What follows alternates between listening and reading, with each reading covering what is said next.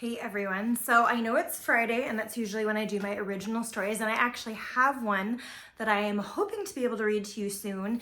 It's one that I wrote back in high school and then worked on and improved on over the years. It's gotten way more work put into it than any of my other stories. It's also not about any children. It's just a made-up fairy tale, twisted fairy tale sort of story. I even had my brother do illustrations for it back when we were in college. So it's got pictures, not a lot of pictures, but it has some pictures and they're super, super cute. But my copy of it has gone missing. So I'm gonna have to find that before I can read it to you. So unfortunately today will not be an original story, but hopefully as soon as I find that copy of my story, I can share it with you in hopefully one of the next few days. So keep an eye out for that because it's a great story. It's a little longer than average, but everyone who I've read it to, all the kids I've read it to have really, really liked it. So I think that you will too. For today, I am going to read Encore Opera Cat by Tess Weaver with illustrations by Andrea Wesson and sponsored, of course, as always, by First Five Yuba County. That was a great noise, I know.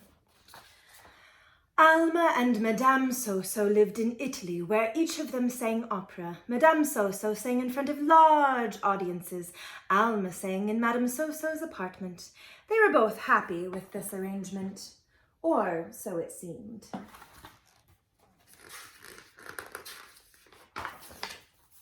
Secretly, Alma dreamed of singing on stage. Every catnap, every summer slumber, every winter's dream was always the same. Alma in the spotlight, thrilling people with her voice. But what would Maestro say if he knew her secret? Would people laugh if she went on stage? Could a small cat sing about love? Each day Alma practiced. Her voice grew stronger and brighter. One morning she sang a very high note. La! Her voice filled the apartment with a shimmering silver tone that shattered Madame So-So's water glass. Alma, said Madame So-So, your voice is too big for this tiny apartment. We can't hide your talent any longer. Let's tell Maestro your secret. Alma sighed so musically it sounded as if she was singing, yes.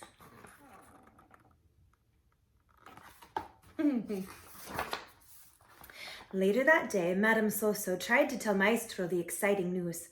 I've discovered a new singer, she announced. There's no time for talk, answered Maestro. We've got a concert in Switzerland in 1 week. But, began Madame So-So. Later, cara, said Maestro.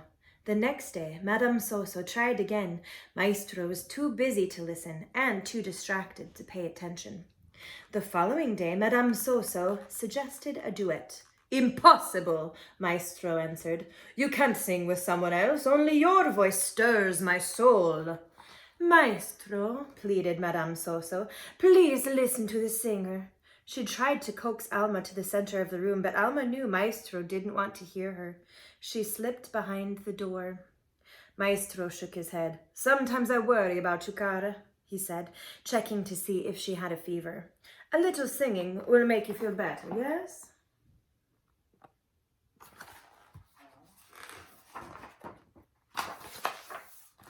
That night, Alma and Madame So-So hatched a plan to surprise Maestro and the whole world with a duet at the concert in Switzerland.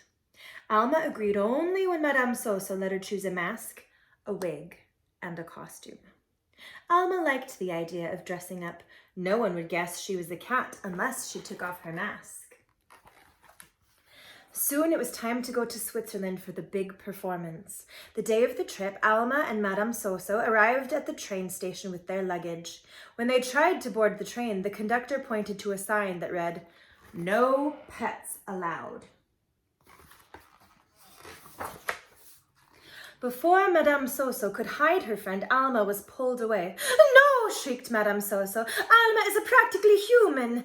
"That's what they all say," answered the conductor. "But," whimpered Madame So-So, "she's special." "She can ride him back," said the conductor. "Sing, Alma!" shouted Madame So-So. But it was too late. Alma was gone. "Your little cat will be fine," said Maestro. "It is you I am worried about." As Maestro helped Madame Soso onto the train, Alma settled onto a lumpy mail bag. It was a long, cold ride.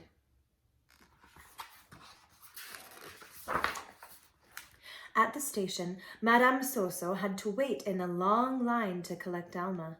When they finally arrived at the opera house, everyone was in an uproar. "Where have you been?" the director cried. "Hurry," said the stage manager.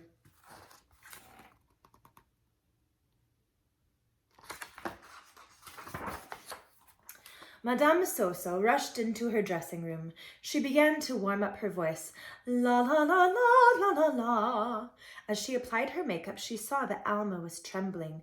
"Don't be afraid," she whispered. "You'll be wonderful." But Alma wasn't trembling in fear. She was shaking with excitement. Madame Soso helped Alma into her gown and tucked her pointed ears under her wig. Once Alma held the mask over her face, she was ready. A knock came at the door. 2 minutes! Madame Soso glued on her eyelashes and headed for the stage. Alma stepped into the shadows to listen for her cue.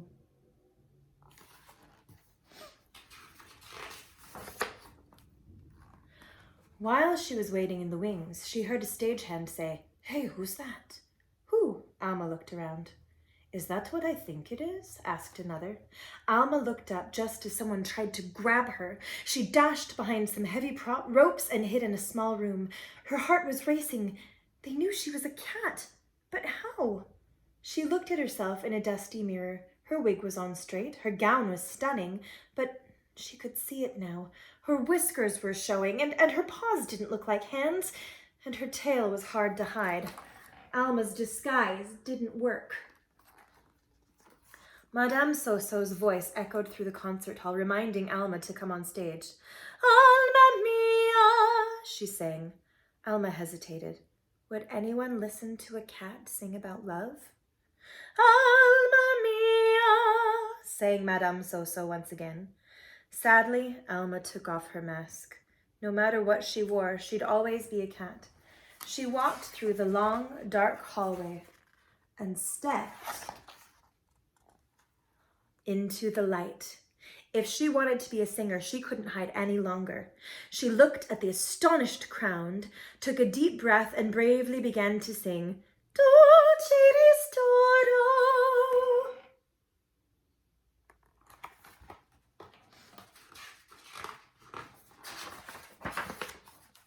The musicians stopped with a loud drum beat.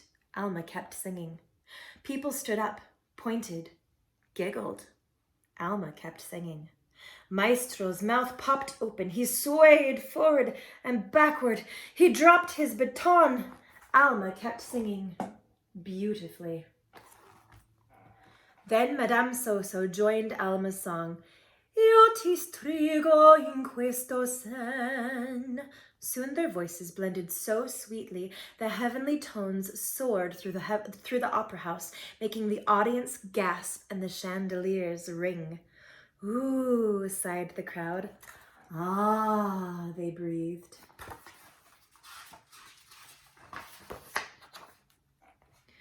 When Alma and Madame Soso finished their duet, Maestro wiped his hot face with a handkerchief. "Encore!" yelled the crowd. Alma and Madame Soso opened their arms in a wide embrace.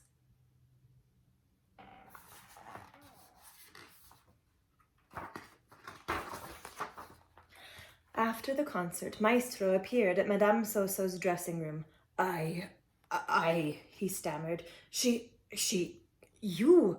He gazed deeply into Madame Soso's eyes. "I have never heard anyone sing about love with such passion. Why didn't you tell me?" he asked.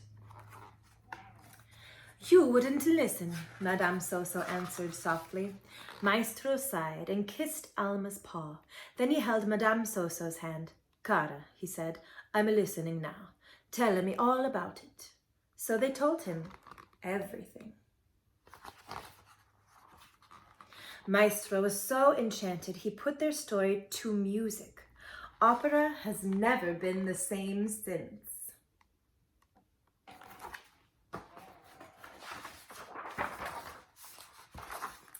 The end.